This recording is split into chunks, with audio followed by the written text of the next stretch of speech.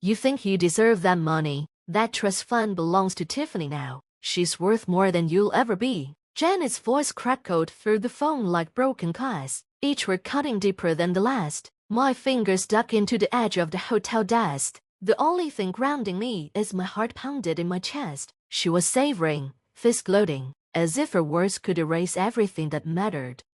I'm Gabriella Mitchell. At 28, I thought I'd finally outrun the mess my family had made of my life. I spent my days traveling from my pharmaceutical sales job, bouncing between cities for client meetings. But this Tuesday in Minneapolis had taken a turn. I hadn't anticipated Janet telling me she'd stolen the inheritance my mother had left me. Thanks for the update, I said, my voice smooth, steady, betraying none of the fury building inside. The silence on the other end was deafening. I could almost picture Janet's face, her smug smile faltering as she processed my calm response. She wanted a breakdown, tears, maybe even a plea, anything but this quiet defiance.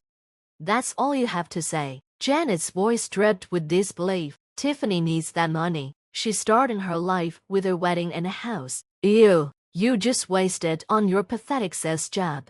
I thought of my mom, gone for over a decade now, taken by cancer when I was just 16. She built everything from scratch, leaving me the trust fund to follow my dreams. Janet had been scheming to claim ever since she married my dad, just 2 years after Mom died. Anything else? I asked, my tone never wavering. The silence stretched again. Then, finally, a huff of frustration from Janet. 6 months ago, I'd Saturday down with Mr. Harrison, my mom's old lawyer. He mentioned that Janet had started poking around, asking too many questions about the trust. Together, we put legal safeguards in place, protections that wouldn't just block her access, they'd make any attempt to take what was mine punishable by law. Always the disappointment, Janet sneered, trying one last jab. Tiffany deserves it more than you. I ended the call and stared out at the Minneapolis skyline, my hands trembling, but not out of fear. I was done playing her game. Every call, every attempt, every manipulation documented. Janet had overplayed her hand, and now I was ready for whatever came next. Living with her had been a constant battle, a tightrope walk in a house where I never quite belonged. After my mom died, my dad, desperate for a new beginning, married Janet just 2 years later. Tiffany, her 13-year-old daughter, moved in, and the tension was instant. My mom had built a successful pharmaceutical consulting business, securing a future for me long after she was gone. To Janet, that trust fund wasn't just money, it was an unfair advantage I had over Tiffany. You're so selfish, Janet would say, guilt-tripping me. We're a family now, Cher. But we weren't a family now in any real sense. While my dad buried himself in work, Janet quietly pushed me to the margins. Tiffany was the golden child, the star. Every small achievement she had was paraded in front of us, while my successes like landing scholarships or getting into business school were ignored. Janet made sure Dad only saw what she wanted him to. The real turning point came at my college graduation. I'd earned top honors, landed a dream job, and balanced it all while working part-time. But my dad wasn't there because Tiffany had a code. She needs her father right now, Janet had insisted.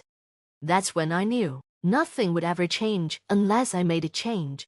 I moved out the very next day and threw myself into building my career. The trust fund stayed untouched, not because I didn't need it, but because accessing it meant fighting through Janet's interference. Every visit home was a reminder of how little I mattered in her eyes. When Mr. Harrison called 6 months ago, I knew Janet's scheming had reached a new level. She thought she caught me off guard, that I was still the vulnerable teenager she could manipulate. But she was wrong. I wasn't that girl anymore. I was my mother's daughter, and I'd learned how to fight for what was mine. The trust fund wasn't just money. It was everything my mom had worked for, a legacy that would survive her. Sitting in my hotel room that evening, I pulled out the photo I always carried with me. My man, smiling confidently, the woman I had always aspired to be. The trust fund was my safety net, and no one, not Janet, not Tiffany, would ever take that from me. my chance to take risks and build something of my own just like she had. I dialed Mr. Harrison's number, my fingers steady despite the storm still raging inside me. He picked up on the second ring, his voice calm and familiar. "Janet finally made her move," I said, skipping the pleasantries. "She claims she transferred everything to Tiffany." "I was expecting this," he replied. "I received an alert this morning and attempted access to the account. But don't worry, Gabriella. The security measures we put in place worked exactly as planned. Every attempt has been logged and documented." I let out a breath I hadn't realized I was holding. "So nothing's actually been transferred?" "Not a penny," he confirmed, "but we've got her dad to rise on attempted fraud. The documentation is airtight. Would you like me to proceed?" I thought about the years of manipulation's subtle digs, the way Janet had slowly driven a wedge between my father and me. She'd been so confident, so sure of her control, that she never even considered I might be 2 steps ahead. "Yes," I said firmly, "it's time. Send everything to the family lawyer. Copy my dad on it. I want him to see exactly what his wife tried to do." "Consider it done," Mr. Harrison said. Then, after a pause, "Gabriella, your mother would be proud. She always said you were smarter than anyone gave you credit for." I hung up, opened my laptop, and booked the next flight home. My client meeting would have to wait. I had a family matter to handle. And this time, I would be the one in control. I landed in Boston the next morning. The autumn air crisp and biting. My father's house when I grew up in looked exactly the same, but something felt different. Maybe it was me. I had called ahead to let him know I was coming, but I hadn't mentioned Janet's phone call. Some things needed to be said face to face. I found them all in the living room, Dad, Janet, and Tiffany. Janet's smug expression faltered the moment she saw me, her confidence slipping into confusion. "Gabriella," my father said, his brow furrowed, "I didn't expect you until later. Is everything okay?" "Actually, Dad, we need to talk." I pulled out my phone and the file Mr. Harrison had sent me. "Yesterday, Janet called to tell me she'd emptied my trust fund and given everything to Tiffany." I met his gaze. "I thought you should see exactly what happened." Janet went pale. "I was just trying to help, Tiffany." "Don't." My voice was cold steel. Every attempt to access the account was documented. Every forged signature, every lie. "It's all here." I handed my father the file. His hands trembled as he flipped through the pages, his face darkening with each one. "Janet," he whispered, his voice hollow. "What did you do?" "She's lying," Tiffany snapped, her face red. "She's always been jealous of me." I ignored her and pulled out another document full trust fund statement. "The money is still there," I said evenly. "Safe, untouched." Janet's attempts failed because I was warned months ago. I took precautions. "Precautions?" Janet spat. "You set me up." "No," I replied, my voice calm. "I protected what was mine, just like my mother taught me to." Silence fell over the room. The weight of the evidence pressed down on all of them. My father flipped through the documents again, slower this time. Every email Janet had sent to the bank, every forged signature, every calculated move to steal my inheritance, it was all there in black and white. "I did this for our family," Janet insisted, but her voice wavered. "Tiffany needed." "Stop." My father's voice cracked. "Just stop, Janet. These documents, you forged my signature. You lied to the bank. You looked up at me, eyes filled with something I hadn't seen since my mother died. Regret." "Gabriella," he said softly, "I had no idea." "Of course you didn't," I said. Janet made sure of that. Mr. Harrison had laid everything out perfectly. Years of manipulation. Every attempt Janet had made to undermine my place in this family, all while scheming to get her hands on my trust fund. "This is ridiculous." Tiffany jumped up, shaking with anger. "Mom was just trying to make things fair. Gab has always had everything handed to her." I turned to her, feeling something close to pity. "Handed to me," I repeated, shaking my head. "I worked my way through college, built my career from nothing. I never even touched that trust fund. Mom left it to me because she wanted me to have options just like she did. But Janet couldn't stand that, could she?" Janet's mask finally cracked. You ungrateful, little. I've already filed charges. I cut her off. The bank has everything they need. Mr. Harrison is handling the rest. This time, there was no response. Because for the first time, Janet had nothing left to say. I turned to my dad, my voice steady but laced with regret. I'm sorry you had to find out this way, but you needed to know the truth. 12 years of manipulation weighed heavily in the air. My dad looked at Janet as if seeing her for the first time, except this time it was clear he wasn't seeing the woman he thought he married. The next moments shifted everything.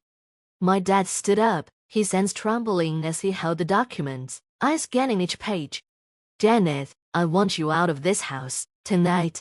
Janet's voice shot up to a shrill pitch. You can't be serious, after everything I've done for this family. Done for this family? My dad's voice was quiet, but firm. You tried to steal from my daughter. You forged my signature. You've been lying to me for years. Tiffany's tears were different now. For once, they weren't manipulative. They were genuine. Perhaps the first time she truly understood the gravity of her mother's actions. The police will want to talk to you, I said, my voice cold. Mr. Harrison has already filed the reports. The bank fraud department is involved now. You planned this, Janet hissed, glaring at me. You knew I would try to access the trust fund. No, I said calmly, meeting her glare. You planned this. I just made sure I was ready when you did. I turned to my dad, feeling the weight of every moment. There's more. Mr. Harrison found evidence she's been skimming money from your account. Too small amounts, but over years. It's all here. Dad sank into his chair, looking utterly devastated. My heart ached for him, but he needed the truth. Get out, he said again, his voice hollow, yet unshaken. Both of you. His gaze hardened. I'll have my lawyer contact you about the divorce. As Janet and Tiffany scrambled to gather their things, throwing accusations and fake tears in every direction, I stood silently by the window, same place I used to wait for my mom to come home. I could almost hear her voice. Always be prepared, sweetheart, and never let anyone take what's rightfully yours. In the weeks that followed, my dad and I had long overdue conversations. One night, we Saturday in the kitchen, same place where my mom had helped me with homework, the place that had always been a symbol of family warmth. I failed you, he admitted, staring into his coffee cup, his voice hollow. After your mom died, I was so focused on not being alone that I didn't see what was happening right under my nose. We both made mistakes, I replied softly. I should have told you sooner about Janet's behavior, but I needed proof. I needed you to see it yourself.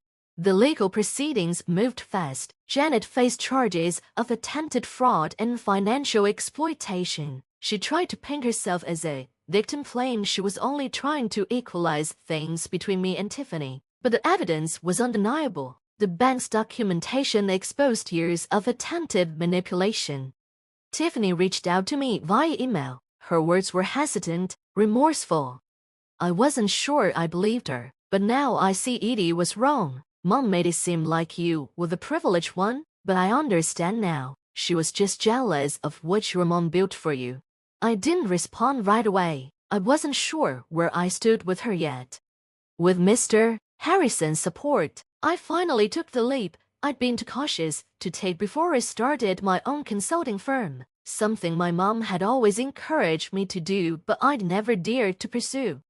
The trust fund my mother left me became the seed money for my new venture, just as she had intended. Your mother would be proud, Mr. Harrison told me during one of our meetings. She always said you had her business sense and your father's heart. She knew you'd do great things when you were ready. Dad began stopping by my office for lunch every week. Sometimes we shared memories of mom things Janet had made it uncomfortable to talk about for so many years. Other times, we simply talked about the future. He was starting to look like himself again, Dad. I remembered before Mom got sick. You know what your mom used to say about you? He asked one day. She said you were like a diamond. Pressure only makes you stronger. Life had a new rhythm now.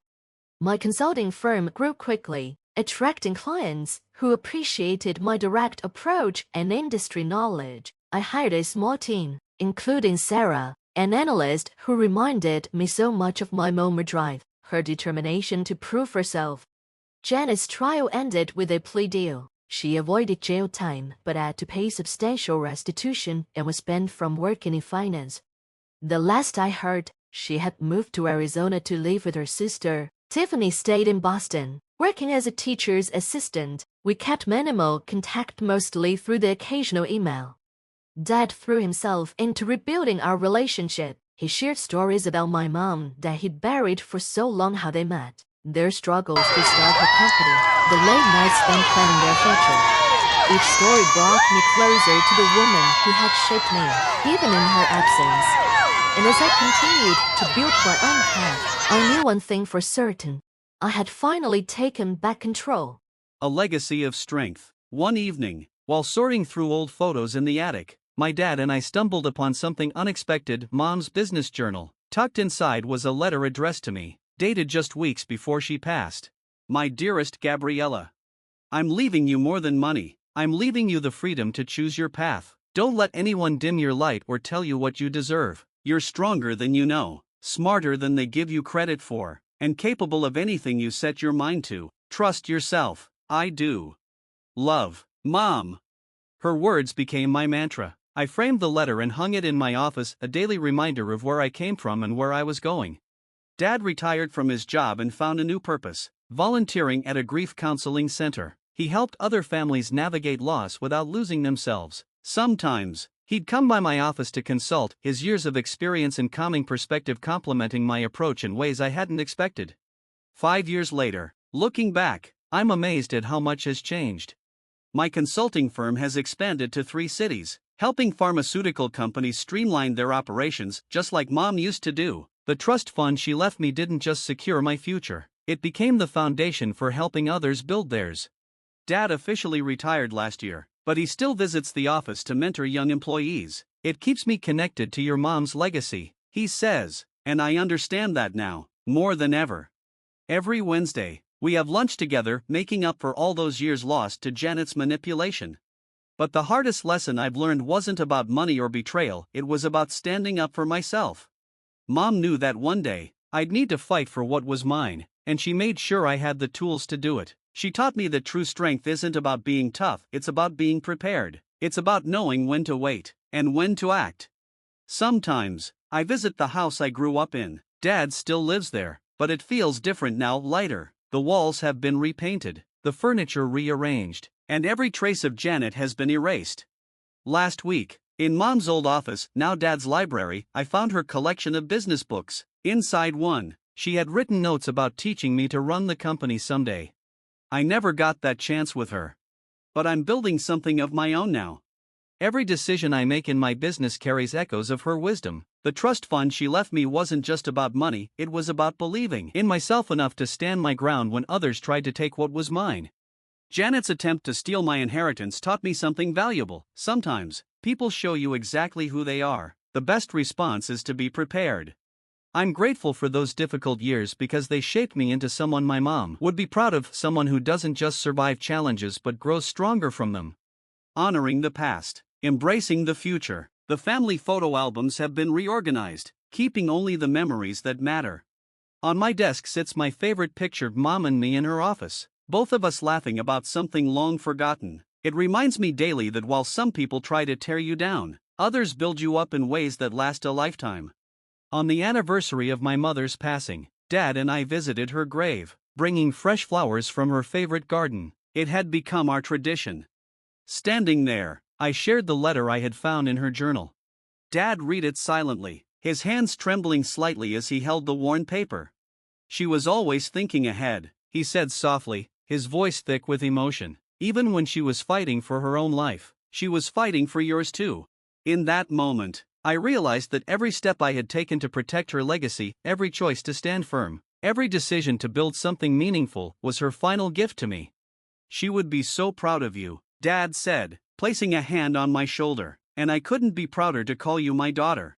Together, we stood in quiet reflection, knowing that while some wounds never fully heal, love and resilience have the power to transform even the deepest scars into strength.